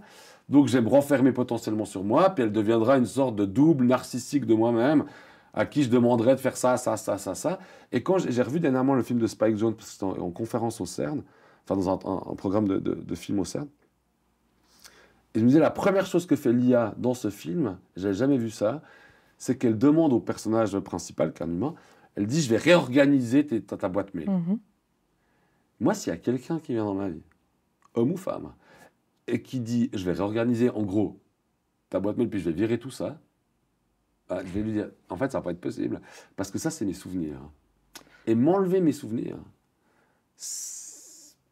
alors c'est en partie m'aliéner, puisque il y a une partie de moi qui a disparu, et c'est une bonne manière de manipuler. Mm. Et d'un coup, je me suis dit, mais ce qui est drôle, c'est que dans le film, en fait, ce film parle aussi de manipulation. Donc l'IA qui ferait ça, alors l'IA au sens de logiciel, elle n'a pas la conscience ou la volonté de me manipuler. Mais je vais être manipulé par le langage machine, sans le faire exprès. C'est bien les critiques qui ont été faites sur Tinder, par exemple. À force je ne sais plus comment faire, de switch, De voilà. swiper. Hein. Ouais. Bah, au bout d'un moment, comment je vais faire pour que quand je suis face à quelqu'un d'humain, ne pas le swiper quand quelque chose m'ira pas? C'est pas que je vais le faire nécessairement, ça dépend de mon éducation, de mes valeurs, etc. Mais à force de le faire au quotidien, Mm. je vais perdre cette consistance humaine de quelqu'un en face de nous qui dit, mais tu peux pas partir comme ça, c'est pas Mm. possible. Euh, euh, donc la malléabilité humaine va faire qu'on se colle un peu sur les phénomènes qui nous entourent. Hein, c'est cet instinct grégaire de faire, voilà, je suis dans un groupe de hip-hop, j'écoute que de hip-hop, puis j'ai un groupe voilà, électro, j'écoute que de l'électro, puis surtout pas, voilà. Donc du moment où je suis entouré d'une pensée machine, c'est très compliqué d'avoir une pensée d'un coup différente. Parce que je ne le conscientise pas. Et pour moi, le but du festival, c'est aussi de proposer des choses où on conscientise ça. Ça ne veut pas dire que les gens vont sortir puis ils vont dire ah c'est bon, on arrête tout ça. Je suis quand même pas naïf. Mais c'est que quelque part à un moment donné, je me dirais ah mais c'est marrant cette conf que j'ai entendu ou cet atelier que j'ai fait ou cette discussion que j'ai pu avoir. Hein, bah ça résonne avec ma vie maintenant. Mhm. Puis plutôt que d'accuser le monde entier, dire bah, j'ai peut-être ma part de responsabilité parce que moi si je prends une IA pour parler avec moi, Damasio disait souvent ça, il disait ce qui est fou avec le smartphone, c'est qu'on sait tous que c'est une prison, parce qu'on passe beaucoup trop de temps dessus. Mm. Mais personne nous a demandé de l'acheter. Mm. C'est vrai, il y a 99,99% de gens qui ont ça en Suisse. Mais si tu réfléchis, tu n'as pas vu de pub iPhone chez toi. Il n'y a pas de marteau. Enfin, voilà. Donc en gros, une espèce de servitude volontaire comme ça. Ouais. Alors qui nous aide sur plein de trucs, C'est machin. ce que j'allais dire, il y a quand même une certaine utilité. On peut pas, Oui, mais ce qui serait intéressant, c'est de voir, de nouveau, comme c'est une interface, et pas plus qu'une interface, c'est est-ce que cette interface, on la dirige vers soi, c'est-à-dire maximiser la réalisation de mes pulsions, ou est-ce que cette interface, on la dirige vers autre chose? Si tu cherches de la documentation, etc., c'est hyper bien. Mm. Franchement, pour un chercheur, c'est génial. Plutôt que d'aller en bibliothèque, passer 14 heures juste à chercher le truc. Tu vois. Là, ça va beaucoup plus vite, c'est hyper bien. Pour rencontrer des gens, c'est pratique. Moi, là j'ai pas mal discuté avec Jessica Pidou, là, qui a fait sa thèse sur les algorithmes de Tinder. De dire, j'ai envie de rencontrer des gens parce que je sais pas, j'ai des illusions sentimentales, j'ai l'impression que dans mon entourage, il n'y a pas trop, j'ai envie de m'ouvrir. Bah, c'est super, hein, franchement. Mais après, il faut que des algorithmes qui ouvrent. Hein. C'est-à-dire que si tout d'un coup l'algorithme il dit ah bah lui il aime bien ça donc forcément qu'il aimera bien ça puis qu'on le réduit à ça, bah je vais être de nouveau face à moi et puis il y a mes échecs inlassables puis il y a évidemment les 3 success stories où ça marchait mais il y a les 253 où ça n'a pas marché. C'est Donc, le point justement de aujourd'hui, on vit dans un monde technologique et Tinder, c'est un super exemple. Le point, c'est est-ce qu'on n'arrive pas à augmenter et à améliorer en fait l'interaction avec nos interfaces pour ne pas être que avec soi-même, mais qu'il y ait une IA qui te dise, par exemple, là, tu penses que tu aimes bien ce genre de personne, mais peut-être je t'emmène vers d'autres. Alors moi, je pense que tu as raison, déjà, enfin, c'est ça le but, et je pense qu'on n'y arrivera qu'à une seule condition. C'est le jour où ces deux domaines, ça fait une sorte de petite boucle, on revient au départ, que sont le monde économique et le monde symbolique, marcheront main dans la main. Parce que cette réflexion-là, c'est vrai. C'est pas une réflexion innée. Moi, ça fait 20 ans que je travaille sur la science-fiction, que j'essaie de comprendre comment fonctionnent ces récits, cet imaginaire. Donc quand je vois des films comme ça, et encore à heure, il m'a fallu le voir 5-6 fois pour me rendre compte de ce truc-là, parce que c'est pas apparent. Maintenant, si je te dis ça, puis que ce soir tu vois le film, tu diras, ah ben ouais, mais c'est quand même marrant que j'ai jamais vu ça. Tu dis, en fait, c'est le logiciel, c'est une monstre manipulatrice, et ce pauvre Théodore se fait avoir. Ce qui est vrai. En soi, tu vois le film, ça commence à devenir flippant. C'est pour ça qu'on a pris la voix de Scarlett Johansson, qui est hyper sensuelle, ou n'importe quel mec se ferait avoir par une voix comme ça, où elle dit des choses que t'imagines dans ta vie, que ton conjoint te dit ça, tu te dis, mais il y a un problème, tout va bien, enfin, j'aime un peu ma liberté. Et d'un coup, on se dit, mais tiens, ça nous dit pas évidemment que c'est ce qu'il y aura. C'est un film de fiction. Ce serait aberrant de voir ça comme ça. Mais ça nous permet de réfléchir peut-être un peu autrement. Comment m'assurer que mon algorithme ne va pas enfermer les gens? Le problème, et c'est là où ça commence à devenir hyper intéressant, c'est que le capitalisme de surveillance, donc quand on a commencé à utiliser les données des gens pour leur vendre ce qu'ils ne voulaient pas, mais quelque part qui matchait avec leur profil, c'est que ça génère du fric. C'est-à-dire, quelle est aujourd'hui la GAFAM ou les entreprises qui ont le GAFAM, machin, qu'est-ce qui va les inciter à faire ça, sérieusement? Comment les actionnaires vont dire, ah bon, on risque de perdre un peu de trucs. Donc en fait, on a effectivement une technologie qui peut ouvrir. C'est Shimon Damaso qui disait, un bon critère, c'est est-ce que cette technologie, elle ouvre ma puissance? Alors puissance au sens de Spinoza, donc cette espèce d'ouverture de l'être, comme ça, j'ai envie de faire plein de trucs, l'enthousiasme, machin. Alors, est-ce que ça m'ouvre ou est-ce que ça me ferme? Alors si ça m'ouvre, ce qui est un peu subjectif aussi, si ça m'ouvre, quelque part, cette interface devient intéressante, elle n'est plus un palliatif. Si elle me ferme ou elle m'enferme, c'est plus embêtant. Et ça suppose de l'introspection pour se rendre compte si ça m'enferme ou pas. Quand j'ai passé 6 heures sur un téléphone puis que je me sens coupable, la première, par exemple, j'ai quand même rien foutu. La première chose que je voudrais me dire, c'est pas que je me flagelle, c'est de dire, ok, là je me suis enfermé. Puis j'ai accepté de m'enfermer. Puis pourquoi je me suis enfermé? Puis là, on commence à rentrer dans quelque chose de bien. Donc le jour où l'entreprise, le monde de l'entreprise travaille avec le monde de la culture, ou plus généralement, on va dire de l'humanisme, on sera vachement meilleur. Parce que moi, je pense que je suis très compétent dans certains domaines et hyper incompétent dans d'autres. Idem pour un entrepreneur qui va être très très compétent dans son domaine, mais pas du tout dans d'autres. Bah, c'est super, non? On peut se parler. Et c'est génial de faire ça. Il n'y a pas de compétition possible entre nous, puisqu'on n'est pas du tout dans le même truc. Et je rêve, mais peut-être de manière un peu naïve, à ce qu'était, à ce qu'on a appelé longtemps l'universalisme. C'est-à-dire, l'université au départ, c'était quand même ça. Hein. C'était former des gens sur tous les savoirs. Alors, évidemment, on s'est rendu compte au moment que c'était plus possible, et on a spécialisé.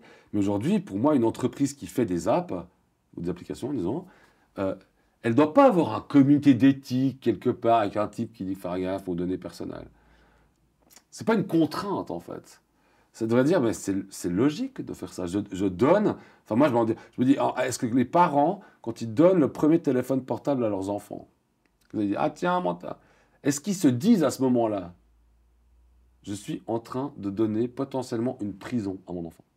D'ailleurs, tu appelles ça téléphone portable. Voilà. Donc ça veut dire qu'on n'a pas... On n'a pas fait le smart. Ouais. On va devenir un ordinateur dans le sens portable. qu'on devrait Non, mais presque l'Internet, l'ouverture au monde et à toute la connaissance du monde, mais avec les choses... Une prison. Ouais, exactement. Alors comment... Si je dis ça, c'est pas que je suis cynique en l'offrant, mais c'est que quelque part, en faisant ça, je vais peut-être faire attention différemment à l'éducation numérique, parce que je sais que la tendance possible, peut-être même inévitable, c'est qu'il va y avoir un moment d'enfermement, mais est-ce que j'ai donné à mon enfant des outils pour sortir de cet enfermement? Pour moi, cette conscience-là, quand on développe une app de rencontre, on doit l'avoir. Est-ce qu'on veut que les gens se rencontrent eux-mêmes? Alors oui, ça fait une satisfaction narcissique. puisque c'est ce que je veux. Hein, donc je suis content. Voilà. Ou est-ce que je veux les amener sur un autre truc et je vais avoir plus de fric si je remplis leur pulsion.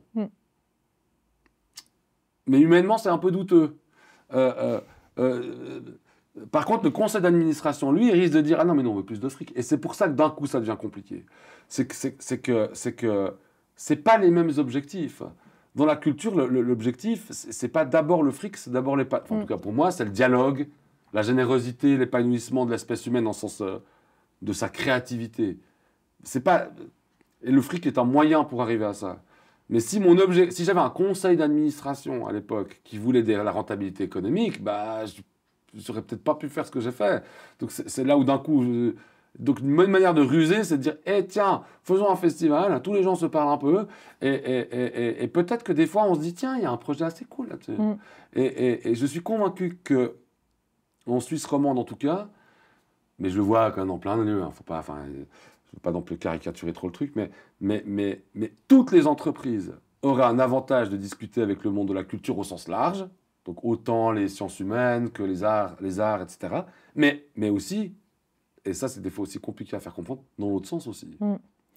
Est-ce que tu penses que le numérique ne serait pas un moment de changement justement sur ces relations il y a une genre de transversalité.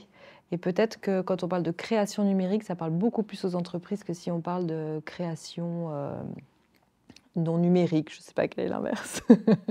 Analogique. Ah, oui, mais bon, ça c'est peut-être un peu trend, c'est dans le côté un peu mode. C'est-à-dire tu dis création numérique, ça fait sérieux. Parce qu'en fait, le mot numérique, il fait sérieux. Bizarrement d'ailleurs, puisqu'il est juste inspiré du mot nombre. Donc bon, voilà, oui, peut-être les nombres font plus sérieux que le langage, je sais pas. Alors, sûrement qu'il y a enfin, on vit une révolution numérique évidemment sans précédent, qui est un peu paradoxale, puisqu'en même temps, elle va de pair avec la révolution verte. Et puis on se rend compte qu'on est un peu embêté. C'est-à-dire qu'on développe le numérique qui consomme une énergie folle. Puis en même temps, on doit faire hyper gaffe à la consommation énergétique si on veut éviter des bouleversements climatiques trop importants. Donc on est face à une situation assez intéressante historiquement. Un peu peut-être pour certains anxiogène, mais pour moi elle est plutôt intéressante. En tout cas riche de possibles. C'est qu'on ne peut pas développer les deux. Enfin oui, mais c'est ce qu'on fait d'ailleurs un peu d'ailleurs. Mais il y a une sorte de schizophrénie. Comment je fais pour augmenter la masse de traitement de données? Donc on augmente des IA qui traitent des données. Il faut quand même bien les nourrir, ces IA. Et puis ces serveurs, il faudra bien les refroidir à un moment donné. Comment on fait pour développer ce machin-là qui va me gérer du fric, tout en faisant attention à la question écologique. Et on voit bien que le greenwashing aujourd'hui, c'est quoi? C'est que les gens, ils ont tous un peu de durabilité. Et en fait, ils s'en foutent. C'est juste que s'ils ont plus cette espèce de label, ils sont attaqués. Mais est-ce qu'il y a vraiment une vraie conscience écologique qui s'incarne dans des mesures écologiques? Je pense que pour une start-up et une PME, oui. Je pense que dès qu'on tape à un certain stade, dès qu'on a trop d'actionnaires, etc., ça devient plus compliqué. Donc là, il y a un enjeu social que je trouve hyper intéressant. Comment on va concilier ces inconciliables, en fait? On a un truc un peu taoïste comme ça. Comment on va faire pour que on va développer ça parce qu'on a pris la direction du monde numérique et on est dedans? Tout en disant, mais on peut pas, à part d'être complètement purement narcissique, voire pire, un solipsiste, être se centrer que sur soi, le monde n'existe quasi pas, on peut pas faire fi des problèmes écologiques. Et comment on va concilier? Puis on se rend compte que là, il y a une sorte voilà. Et moi, je me disais, tiens, je pense que la créativité, parce que je suis convaincu que l'être humain est d'abord créatif, la créativité, c'est quelque chose qui peut aider. On voit bien que dans l'histoire humaine, les moments de créativité, que ce soit intellectuel, plastique, enfin artistique, ou que sais-je, ont eu des vrais impacts. Il y en a plein qui n'en ont pas eu, mais il y en a qui ont vraiment fait ça. La révolution du livre, qui a quand même créé l'Occident, on écrit, on imprime dans l'imprimerie les textes philosophiques anciens. On n'imprime pas des précis de mécanique. Le monde de l'Église était contre l'imprimerie. Évidemment. Et c'est bien pour ça que la technologie est toujours enserrée dans un réseau de pouvoir. Et la créativité, j'ai l'impression qu'elle peut amener des révolutions, au sens propre du terme, de ces formes de pouvoir. En fait, les gens sont très dociles. Ouais. C'est ça que on a une révolution numérique qu'on doit rendre compatible avec la révolution verte. Mais il faut qu'on sorte de la docilité. Et la docilité, c'est comment ça se fait que j'ai pas honte un peu de moi d'utiliser tous les jours mon téléphone portable de la même manière. Alors qu'en fait, j'arrête pas de penser que l'humain est créatif. Pourquoi, si l'IA ça marche, c'est quand même que fondamentalement et statistiquement, dans mon langage, je suis pas du tout créatif. Bah, ça, c'est ma question. Au niveau de la créativité et de l'IA, il y a eu beaucoup de conférences autour de ça. Et je me demande si on ne se voile pas un peu la face en pensant qu'on est créatif. Et que On est en l'IA ne le puissance. serait pas. Mais est-ce que tu penses que ça transforme notre créativité? Et je prends par exemple une artiste que je connais qui a, au début de Dali, Ouais. qui génère les images, a fait toute une exposition là-dessus et a dialogué pendant 3 mois avec le logiciel pour avoir des images comme elle le souhaitait. Maintenant, elle est un peu déçue parce que les images sont trop belles, sont trop réalistes par rapport. Mais elle a eu ce laps de temps. Et pour moi, ça, c'est de la créativité et que Complètement. l'IA te permet. Ouais, complètement. Mais ça, oui, mais parce qu'il y a ce dialogue. Parce qu'il y a ce dialogue. Et il y a une intention, on pourrait dire qu'il y a une sorte d'énergie primale comme ça qui est injectée dans l'IA, qui est cette volonté de l'artiste de dialoguer avec l'IA, qui est plus compliqué à imaginer dans l'autre sens, par exemple. Donc c'est parce que ton ami artiste a eu envie de voir des trucs qu'elle a allé et puis qu'elle a collaboré. Donc ça, j'y crois à fond. Ça, pour moi, c'est de la créativité. Mais penser qu'on est plus créatif que l'IA, pourquoi finalement? Alors, je pense qu'on n'est pas plus ou moins, ça dépend sur quel plan. C'est qu'en fait, on est naturellement créatif. Mais ça dépend de ce qu'on appelle créatif. C'est aussi ça. Pour moi, la création, c'est quelque chose qui sort de l'usage courant. Alors, faire de ma vie une création, c'est pas faire de ma vie une œuvre d'art. C'est faire attention de ne pas sombrer, ce que tout être humain a déjà vécu, dans quelque chose qui m'éteint. Mais si je dis, ah tiens, j'ai l'impression que je m'éteins un peu, je sais pas quoi, ce qui demande toujours de l'introspection, mais pour moi, c'est quand même compliqué d'imaginer un humain sans introspection. Donc, tiens, j'ai envie de me lancer dans les logiciels de modélisation d'images ou dans la cuisine parce que j'ai envie de faire plaisir à mes proches. Puis ça va me booster mon quotidien, c'est déjà être créatif. Même s'il y a des livres de cuisine ou des apps de cuisine, je sais pas, thaïlandaise. Hein. Donc, j'ai pas inventé des recettes, mais j'ai inventé un peu ma vie. Et pour moi, la création, c'est ça. C'est comment réinventer le commun. D'accord? Donc évidemment, ça peut être un truc macro. Internet a profondément réinventé le commun. Mais ça peut être complètement micro. Aujourd'hui, j'ai vécu des choses dans ma vie qui réinventent mon commun d'aujourd'hui. Ça sera sûrement plus valable demain. Mais aujourd'hui, c'est ça. Donc, il ne faut pas non plus partir forcément sur l'artistique, qui est déjà un truc un peu massif. Et c'est là où je pense que tout le monde a la possibilité d'être créatif. C'est-à-dire que tout le monde a la possibilité de réinventer son quotidien. Après, 1, faut-il encore le vouloir? 2, faut-il aussi être conscient que notre quotidien est... Je rappelle quand même que le pire truc, que la plupart des philosophes existentialistes du XXe siècle montrent quand même qu'une des problématiques humaines de base, c'est ce que Sartre appelle les salauds, c'est ce que Camus appelle le suicide philosophique, c'est d'oublier sa conscience. C'est-à-dire, je sens que ça ne va pas, de nouveau l'émotion. Bon, c'est l'introspection, tout le monde n'est pas capable d'être à un moment de se dire... Je pense qu'on est tous capables. Oui, capable, oui, mais d'avoir l'envie de faire cette parce introspection. Parce qu'on peut couper, puis quand on coupe, alors d'un coup on voit plus ce côté banal et créatif. En fait, après, est-ce qu'il faut juste prier? Parce que là, il ne reste plus que la foi. C'est que ça ne se réveille jamais. Parce que si ça se réveille, c'est-à-dire que si d'un coup, ce truc qu'on avait ressenti il y a 5, 10, 15, 20 ans, qu'on a foutu au fond de soi, qu'on n'a pas voulu voir, qui revient sur le devant de la scène, il revient avec 20 ans dans les dents, donc il revient massivement, puis là, vous sombrez.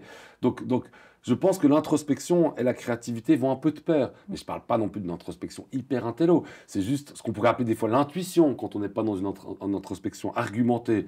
On peut sentir, il y a un truc qui ne va pas, je ne vais pas laisser ce truc partir. Mais je ne sais pas, alors j'ai changé des trucs dans mon quotidien, ça ne va pas. Donc, ça, c'est déjà réinventé. Après, quand c'est une démarche, style artistique, c'est une démarche, là, évidemment, ça prend une proportion plus grande. Mais tout le monde n'a pas envie d'être artiste. Mais ce couple introspection ou intuition, créativité, pour moi, elle est profondément de l'ordre du vivant. Après, alors, elle peut être minimisée, mise entre parenthèses, sollicitée, peut-être des fois trop. Puis ça, c'est un peu ce rythme qu'on peut trouver. Mais elle est tout le temps là. Et je pense que c'est là où les domaines qu'on a séparés parce qu'il nous paraissait obéir à des logiques différentes. J'ai l'impression qu'aujourd'hui, on est en phase de réunification pour se rendre compte que non, pas tant que ça.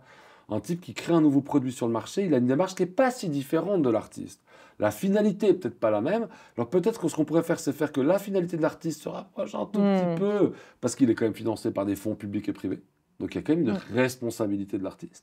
Puis lui, il pourrait se rapprocher un tout petit peu là, parce qu'il a aussi des responsabilités par rapport à son CA, etc. Donc il doit quand même faire gaffe. Puis ça, c'est déjà mieux que ça. Voilà, c'est tout en fait. Et moi, je crois à ça. Et on ne sera jamais comme ça. Enfin, il n'y aura jamais main dans la main complet, machin.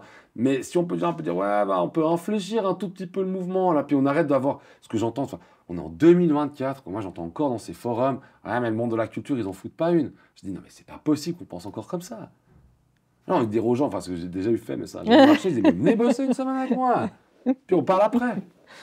En fait, faire des choses, c'est ça qui est important. Mais on garde ces vieux stéréotypes qui sont complètement has-been. On est sûr d'avoir dit un truc intelligent, on ne se rend même pas compte que c'est aberrant. Et on dit ça sans se rendre compte de l'insulte pour des gens qui travaillent là-dedans. Alors que moi, je n'irais jamais dire à un entrepreneur, ah, c'est chill, faites votre petite journée de forum tranquille, payée par l'entreprise. C'est plutôt assez cool. Mais pas 400 balles pour investir dans la culture, mais alors pour vous faire une petite bouffe à l'œil, ça c'est... Donc, personne dirait ça. Et je pense que ça, tu vois, c'est un peu comme l'artiste, ta copine là qui fait, c'est que ça, c'est dire, d'abord, c'est j'ai envie de me rapprocher. J'ai envie de dialoguer avec l'IA. Et puis là, ça marche. Après, tu peux dire, bon, bah voilà, je suis pas content du résultat final. Mais tu as eu ce moment, 3 mois de dialogue, c'est pas rien. Moi, j'aimerais bien te parler 3 mois, enfin, on s'entend, avec toutes les entreprises vaudoises. Hein. Et je suis sûr qu'on trouverait des trucs qui sont assez cool ensemble. Hein. Alors, je pense que les gros groupes, dans certains gros groupes, ils ont cette conscience-là parce qu'ils investissent aussi dans d'autres. Enfin, il faut bien diversifier. Donc, eux, ils ont peut-être une conscience artistique un peu différente ou culturelle un peu différente. C'est souvent un peu les PME où c'est plus compliqué. Parce que bah, y a des contraintes économiques fortes, évidentes. Et d'un coup, on dit, mais je vais pas aller là. Et moi, je dis, mais pourquoi Enfin, moi, je vous demande même pas du fric, en fait. C'est pas de ça qu'on parle. C'est comment on va pouvoir se regarder autrement que les gars là-bas, machin, puis dire, ah, mais peut-être que ce gars, ou cette boîte, il a un truc, enfin, peut-être qu'on peut construire un truc ensemble. Peut-être qu'on peut être créatif. Voilà. Et ça, je pense que ça, c'est pas illusoire, quoi. Franchement, faut pas déconner. Ça s'est fait avec plein de boîtes, dans plein de machins, on peut. Par contre, il faut qu'on arrête de dire ce que j'entends encore. Oui, mais nous, on fait que du B2B, donc ton machin festival, on s'en fout. Mais comment tu peux t'en foutre des gens?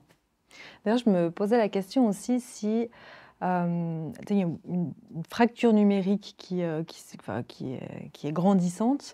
J'entends aussi plein de personnes qui n'ont jamais testé ChatGPT ou un chatbot qui utilise un modèle de traitement du langage. Est-ce que le festival aussi n'encouragerait pas les gens, en fait, à travers le prisme de l'art, d'essayer les technologies et d'avoir un peu moins peur? Oui, c'est une des valeurs du festival, la valeur d'éducation, alors au sens très large, hein, pas au sens scolaire du terme. C'est-à-dire être éduqué, c'est peut-être presque, on aurait presque dû dire familiarisation. C'est en fait de se rendre compte que souvent on ne le fait pas. Bon, déjà, faut quand même pas rêver, hein, on n'a pas le temps de tout faire. C'est-à-dire que, oui, mais avec ce qui arrive là, voilà. On doit Donc il devrait y avoir un savoir minimum, mais de toute façon, personne n'aura le temps de tout faire. Ça, c'est un fait. Donc le festival, il va aussi essayer, pour pas mal dans les ateliers, etc., de proposer un ensemble de choses qui va faire que quelqu'un qui, dans ce domaine-là, n'y connaît rien, parce que bon, c'est pas son domaine, etc., va pas nécessairement dire, je vais essayer de recoller à tout ça pour comprendre machin, parce que c'est peut-être pas son objectif, mais puisse avoir un overview suffisant pour déjà avoir une idée assez précise, qui va potentiellement l'intéresser ou non. Hein. Donc il y a aussi cette volonté, effectivement, de montrer aux gens, et c'est pour ça que pour moi, le côté Alibaba est cool. Hein. Mais au début, je galérais parce que tout le monde me disait « Ah, il n'y a pas de ligne, c'est la ligne. » Moi, j'ai peur des lignes, quoi. Pour moi, c'est un truc qui est hyper angoissant. La ligne, c'est un truc un peu protestant, quoi. Tu suis tes parents toute ta vie, puis tu fais le même métier qu'eux, puis tu meurs comme eux. Enfin, moi, j'aime bien les échos, un peu comme ça. Et donc, on me disait « Non, mais il n'y a pas de ligne. » Je disais « Non, il n'y a pas de ligne. » Voilà, il n'y a pas de ligne. Voilà, désolé. Il n'y aura jamais de ligne tant que je dirige ces trucs-là, je ne ferai pas de ligne. Donc, mais en faisant ces échos, d'un coup, tu sais que tu vas toucher un ensemble de technologies et de pratiques, et tu sais que n'importe qui vient dans le festival, moi le premier d'ailleurs, ne connaîtra jamais le tout. Alors que si je fais un séminaire ou un festival sur l'IA, potentiellement, j'ai des gens qui connaissent très bien l'IA, qui connaîtront quasiment toutes les applications. Ouais. C'est que là, je sais que tu peux être hyper bon dans l'IA, nouvelle tech, start-up, tu vois, innovation, machin. Par contre, tu ne sais pas du tout aujourd'hui dans le milieu social comment on utilise les écrans, comment est-ce que travaillent par exemple, les éducateurs sociaux dans des familles où l'écran a un problème. Tu ne sais pas. Ça, comment ils font quand ils arrivent dans une famille où les parents ne parlent plus avec les enfants parce qu'ils passent 12 heures par jour sur les écrans? Ils font comment, les gars? Ça, tu ne sais pas. Puis ça, c'est une vraie problématique sociale. Donc je me dis, bah, si j'arrive à mélanger tout ça, je vais nécessairement avoir pour les gens une partie qu'ils ne connaîtront pas, en fait. Et tant mieux, déjà, parce que c'est quand même plutôt bien de se rendre compte qu'on est un peu... Hein, Newton disait ça, des enfants au bord de la plage qui contemplent l'infini en jouant avec les grains de sable. Donc l'infini, voilà. Donc c'est presque une opération d'humilité. Je suis peut-être hyper bon dans mon domaine, je me fais une pétée de fric avec mon nouveau machin, mais par contre, je ne sais pas comment faire avec une famille qui ne dialoguerait plus à cause de la... Ou je dirais, bah, vous avez qu'à arrêter la télé. Ouais, ok. Ça. Petite décompensation familiale, c'est bien. Bon, c'est ce qu'ils font avec les écrans, hein, pas avant. Je ne sais plus, il y a des lois qui sont en train d'être... Ouais, mais on voit que d'un coup, les spécialistes, on ne sait plus qui c'est. Et le fait de mélanger tout ça me dit, ah tiens, il y a potentiellement... Bah, il y a ça qui va intéresser Monsieur X, ça Madame Y. Là, les ados, ils vont dire, ah, tiens, je ne pensais pas qu'on pouvait faire ça. Puis en faisant ça, j'ai l'impression qu'on sollicite cette créativité ou cette curiosité. Puis on montre aussi que c'est assez vaste. La fracture numérique, moi j'ai quand même pas mal bossé avec le milieu social, ou j'ai en tout cas pas mal été en interaction avec, la question de l'addiction au numérique, etc. On en parle sans en parler, on ne sait pas c'est quoi les critères définitoires, c'est à quel moment qu'il y a de la souffrance. On fait quoi avec cette souffrance? On dit quoi à nos ados qui souffrent? Comment on évite de projeter sur notre enfant qui sera forcément addict alors que pas nécessairement? Enfin, ça, c'est des questions aussi tout à fait intéressantes. Et il y a des gens qui travaillent là-dessus. Donc si j'arrive à montrer ça, et c'est pas mieux ou moins bien que le truc high-tech prix de l'innovation. C'est juste que c'est pas le même champ. Bah, si on peut montrer tout ça, enfin bon, tout pas, mais d'une partie, on recolle l'éducation au numérique, mais sur tous les plans. Puis c'est ça un peu le but. Alors, avec évidemment un espoir de performance qui est tout relatif. Hein. Je ne veux pas être prescriptif, je veux dire, bah, je vous mets à dispo tout devant vous, un peu comme des mésés, tu vois, moi qui suis du banane, un peu comme des mésés, puis tu dis, bah, t'aimes peut-être pas l'aubergine, bah, mange pas ça. Hein. Mais par contre, tu aimeras peut-être goûter, je sais pas quoi. Donc il y a un peu cette idée-là. Et si quelqu'un dira, je comprends pas que tu aies mis des jeux vidéo, je trouve ça pourri, je dis, mais mec, moi je t'ai mis plein d'autres trucs aussi. Donc tu vas pas m'en vouloir, parce qu'il n'y a pas que toi sur Terre, bizarrement. Il y a d'autres gens qui potentiellement trouvent ça sympa. D'ailleurs, va regarder ce qui se passe dans l'espace jeux vidéo. Tu vois comment les parents jouent avec les enfants sur les flippers? Ah, tu pensais pas qu'il y avait des flippers. Puis c'est ça un peu l'idée, c'est-à-dire, mais tout ça c'est cool en fait. Mais il y a des trucs qui vont me parler, puis d'autres pas. Normal. Mais des fois, on sous-estime beaucoup trop l'aubergine. Moi, je suis un énorme fan bon. de l'aubergine et du pois chiche. Au niveau de la technologie, on a une vision californienne qui s'impose en fait à nous. On utilise beaucoup d'outils qui viennent des États-Unis. Comment nous, en Suisse ou collectivement ou même dans d'autres lieux, on arrive à créer un numérique qui nous convient? Donc je pense effectivement qu'on a des modèles économiques qui sont fortement influencés par les États-Unis, en particulier la Silicon Valley, mais parce que c'est un modèle aussi qui touche énormément. Si on pense à Google, c'est pas un petit truc. En fait, finalement, aujourd'hui, il y a un pourcentage de gens qui utilisent ça qui est affolant. Idem pour les réseaux sociaux qui appartiennent de plus en plus, par exemple, à Meta. On parle de milliards. Même, on n'arrive même pas à se représenter ce que c'est. Donc c'est même pas que ça nous est imposé. Je pense que ça nous est imposé plutôt par le nombre. En fait, c'est tellement grand que faudrait vraiment consciemment se dire je refuse de rentrer en dialogue avec. Et donc ça demande un acte conscient.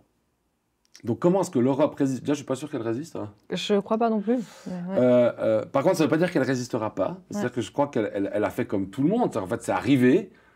C'est des modèles économiques qu'on ne connaissait pas. Ils sont hyper friendly, user friendly comme ça. C'est vachement bien. C'est plein de couleurs, tout ça. Ça rend service sur des trucs. Hein. Et puis, on n'a pas le temps, parce que c'est pas en tout cas, moi, c'est pas mon taf. On n'a pas le temps d'aller voir comment ça se passe exactement, puis est-ce qu'on se fait avoir ou pas.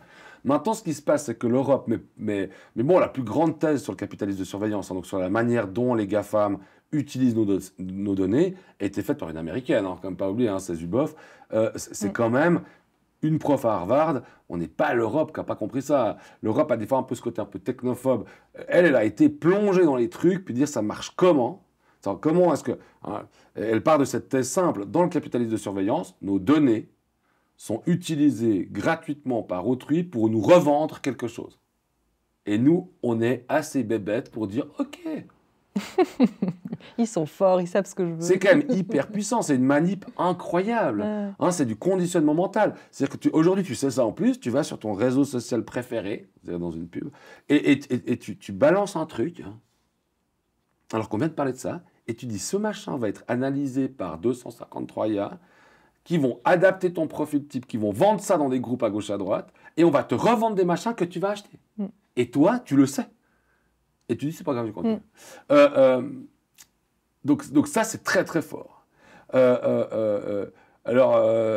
Mais c'est les théories du conditionnement mental qui sont comme utilisées par ces groupes. Hein. Comment on infléchit, on a vu ça dans les élections de 2016, comment on va infléchir la décision des gens. Si je sais que tous mes potes ont voté, j'irai plus facilement voter que si ce n'est pas le cas. Enfin, il y a quand même plein de trucs. L'humain est de nouveau assez malléable. Et eux, ça joue sur cette malléabilité. Pas à des fins de terreur, de nouveau comme dans le nazisme, par exemple, au stalinisme, mais à des fins consuméristes. Le problème, c'est que nous, on est qu'un moyen, là. En fait, c'est plus pour nous. Donc, pour moi, la révolte, elle n'est pas européenne ou américaine. La révolte, elle est dans l'éducation au numérique. Il y a aussi, à mon avis, et ça, c'est valable autant pour le citoyen lambda que je suis que pour le patron de PME ou d'entreprise, c'est l'éducation aussi philosophique au numérique. Parce que quand on parle de culture, quand on oppose culture versus économie, on oublie que quand on parle de philosophe, déjà on a une image, un vieux sage, machin, mais des penseurs là-dessus, par principe dans le monde économique, on entend souvent quand même « Ah, mais ces types, ils sont payés pour faire des modèles, etc. » Donc il y a aussi cette espèce de nouveau, hein, ce discrédit d'autrui. Pour moi, la technologie, c'est nécessairement quelque chose qu'il faut penser. Le problème, c'est que ça va trop vite. Alors voilà. Ça, c'est un fait. Donc, on ne pourra jamais, mais par contre, complètement la penser. Par contre, on a un énorme avantage sur la techno, c'est qu'on est beaucoup sur Terre. Donc, on n'est pas obligé de tous penser, quoi. Ce que personne ne fait d'ailleurs. Donc, on pense beaucoup la techno. Et moi, typiquement, si j'étais demain créateur d'IA, je lance un peu l'idée comme ça, je ferais une IA qui permettrait de voir, de recenser et de mettre en correspondance, bon, évidemment, toutes les philosophies ou les pensées ou les discours critiques sur la technologie. Parce qu'en fait, là, ça devient massif. C'est qu'il y a des choses sur l'IA, il y a des choses sur l'assistant personnel, il y a des choses... Enfin bref, c'est juste que c'est disséminé sur le web ou dans les magazines. Si on avait une IA qui était spécialisée, un peu ce qu'ils font dans le droit, où ils se disent on va avoir l'IA qui va chercher dans la jurisprudence. Mais là, une IA qui ira chercher dans toutes les positions critiques qu'il y a eu sur la technologie. Déjà, ça nous évite de lire tous les bouquins, parce que quand même... ça prend du temps. Hein. Ça prend du temps. Souvent, en plus, la langue dans laquelle ils sont écrits, ben, on ne la connaît pas. L'IA, c'est bien pour faire des trades assez rapides. D'un coup, on se rendrait compte qu'on pense plus la technologie que ce qu'on imagine. On pourrait même trouver des manières de mettre à disposition ça.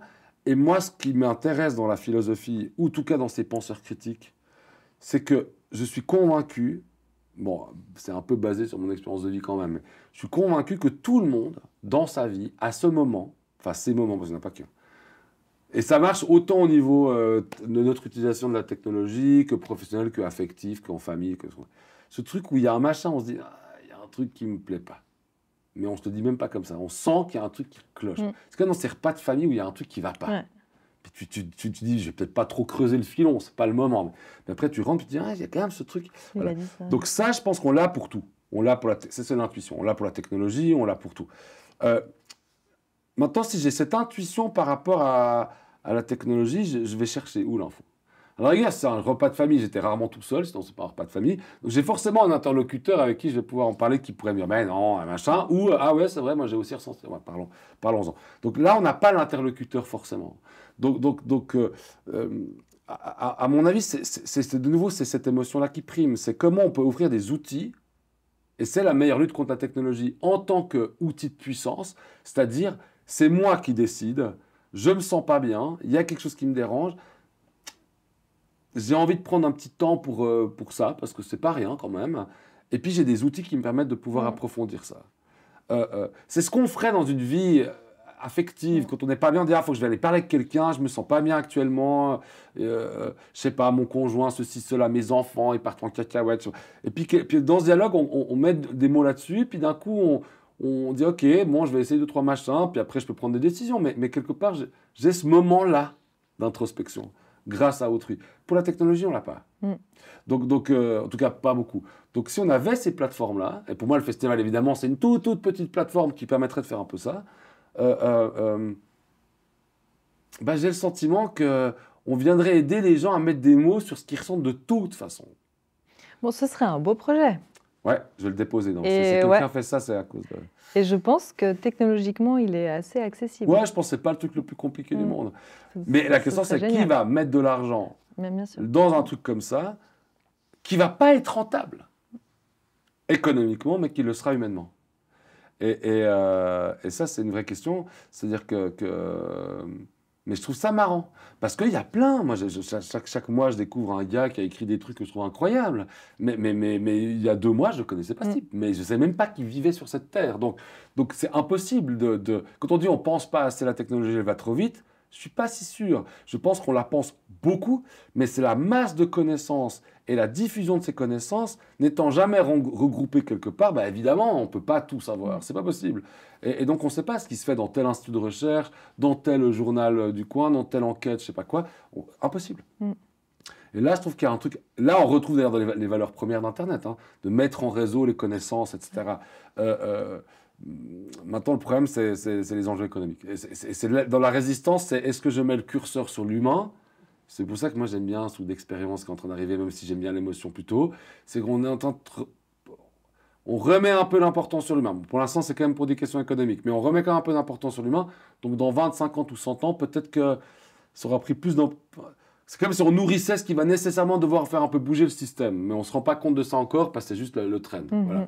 Donc moi, je crois assez à ça. Peut-être naïvement, mais quand on voit les nouvelles générations comme on a en peu de temps réussi à créer des gens qui ont leurs paradoxes, etc., mais qui sont hyper conscients du climat, qui ont changé leur interaction, qu'on en marre, qu'on traite une femme moins bien qu'un homme, qui ne comprennent pas ce truc-là. Enfin, ils sont de loin pas meilleurs que nous, ni pire. Mais on a bougé le curseur. Et d'un coup, ils auront leurs problématiques comme on a les nôtres, mais on a changé en peu de temps. Alors d'ailleurs, tout le monde est un peu effaré que d'un coup, on se pose ces questions, on dit comment on doit parler maintenant puis on est un peu perturbé par ça. Mais on a fait ça en 10 ans. Enfin, il y a 10 ans, on ne se posait pas, faut-il parler en inclusif, machin. Et aujourd'hui, d'un coup, ça marche. Donc pour la techno, la même chose. Le jour où les gens en auront marre de filer leurs données gratuitement, ils se diront, mais non, on va les payer maintenant. T'as raison, en fait, ça va vite. C'est juste qu'on oublie qu'on a le pouvoir. Et tous ces systèmes sont faits pour nous enlever le pouvoir. C'est que nous, on a l'impression que si d'un coup, tu n'as plus ton téléphone, tu n'as plus le numéro de téléphone, tu ne peux plus contacter les gens peuvent plus te contacter, tu ne sais plus ce qui se passe, donc tu as l'impression que tu perds du pouvoir. Mais en fait, c'est pas vrai. C'est toi qui as le pouvoir de l'enclencher. Et à l'époque, tu l'éteignais, ton téléphone, quand tu allais te coucher. Maintenant, il y a combien de personnes qui l'éteignent? Et c'est nous qui avons décidé de plus l'éteindre. J'ai mon réveil dessus. Voilà, tu vois. Non, mais ça marche comme ça. C'est ça qui est hyper bien. C'est que pour l'instant, le pouvoir, il est sur la techno. Et donc, notre système économique, il fonctionne aussi comme ça. Le jour où on se rendra compte que celui qui a toujours le pouvoir, c'est l'humain, ou plutôt la collectivité humaine, alors là, c'est la fête. C'est malheureusement comme ça que les systèmes autocratiques fonctionnent. Ils viennent utiliser les masses qui ont le pouvoir pour renverser le pouvoir d'avant. Donc il y a un pouvoir immense. C'est juste que, et c'est pas pour rien qu'on isole les gens dans les pouvoirs comme ça, pour éviter qu'ils refassent société. Et c'est pour ça que je voulais impérativement faire un festival. Bon, pas pour changer le monde, un peu quand même, mais pas trop.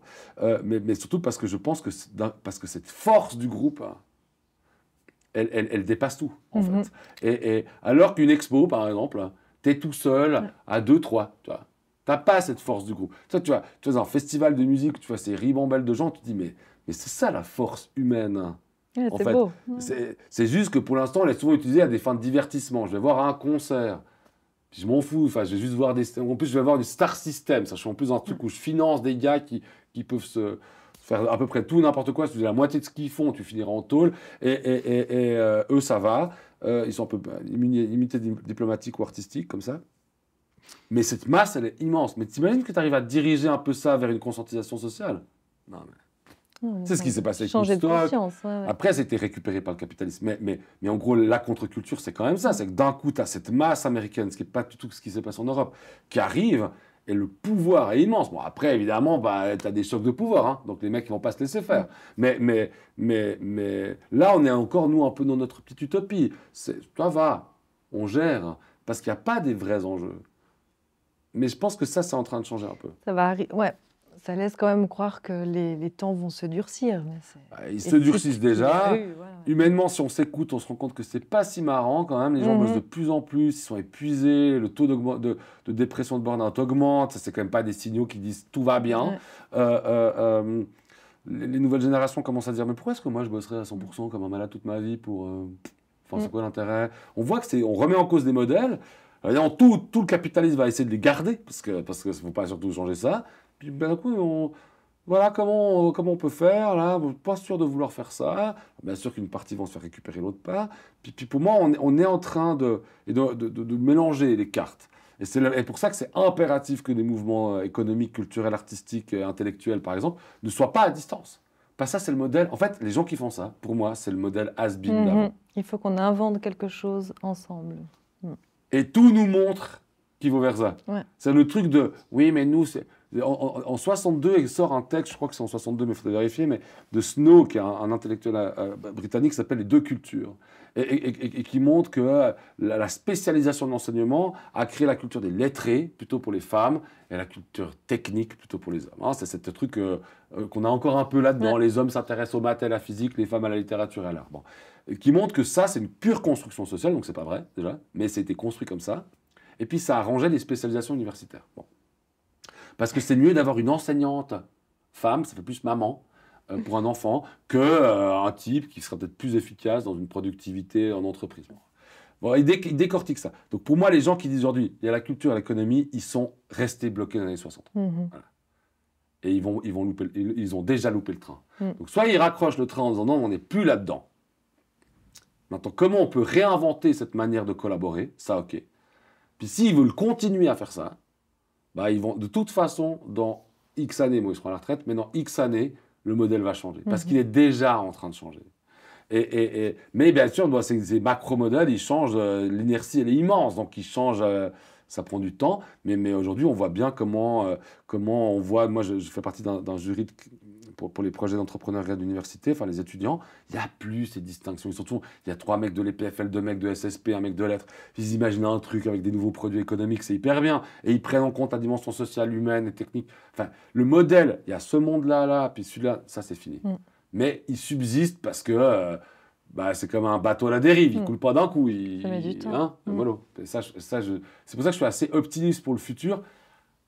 Pour ce modèle, après, il y a d'autres trucs qui vont être un peu moins optimistes. Type le réchauffement climatique, je ne suis pas méga optimiste. Mais si on se concentre que là-dessus, on arrête tout. Donc autant continuer puis essayer de faire un truc bien. Bon, l'espoir, hein, sinon c'est plus la peine. Ouais, puis un espoir qui est quand même fondé sur le fait que ça change déjà un peu. C'est pas non plus comme s'il n'y avait pas de signaux de changement. Non, ils ne sont pas méga manifestes. Mais ouais, tu vois, ces remises de prix où maintenant tu vois que des startups. Tu dis, les gars, faut arrêter que ça, quoi. L'innovation, c'est pas d'abord la techno. C'est la techno et plein d'autres trucs. Et ça, je pense que j'ai vu quelques remises de prix dernièrement, c'est en train de changer. On commence à avoir d'autres types d'innovations qui arrivent en place. On se dit, ah, c'est pas con. Et donc, je pense que dans 10 ans, les dinosaures qui disent, ah ouais, mais faut pas, c'est fini. Enfin, ils seront juste, on regardera ça avec beaucoup de condescendance. Ah ouais, je comprends, allez. À prendre ton verre d'eau. Ben voilà, c'est un cycle de. Je crois que tout le monde l'a vécu. Mais c'est un cycle de 200 ans. C'est qu'en fait, c'est un cycle quand même, c'est pas un petit cycle. C'est en fait cette idée de commencer à rapprocher les savoirs.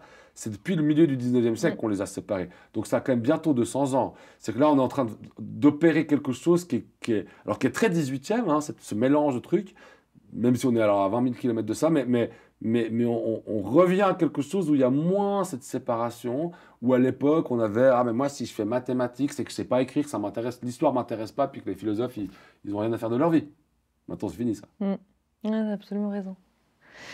On arrive pratiquement à la fin de cette interview. Est-ce que tu aurais 2 recommandations à nous partager, livres, chaîne YouTube ou autres sources d'informations que tu aimes?